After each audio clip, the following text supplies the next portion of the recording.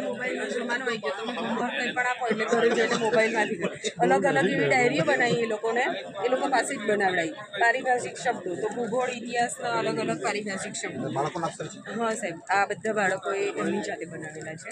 Diary ખાલી મેં બનાવતા શીખવાડી એ લોકોએ. એટલે આ જે પેલા લાંબા પ્રશ્નો એમને ગોખણપટ્ટી કરીને સાહેબ 6, 7, 8ના બાળકો અઠવાડિયામાં.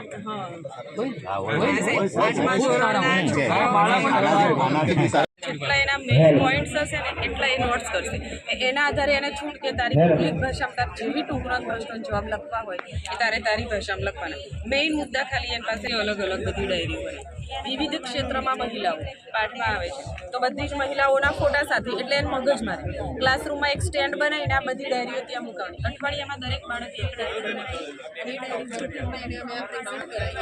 ડાયરી એક દિવસ એવું લખવાનું છે બાળકો જે બનાવ્યું એને જોઈ પછી બીજા બાળકો પાછા ઇવનિંગમાં અમારી સ્કૂલમાં બીજું આવે બનાવે એક ચાલુ એક્સરસાઇઝ કર્યું. હવે ઇંગ્લિશ અને ભાષાના ગ્રામર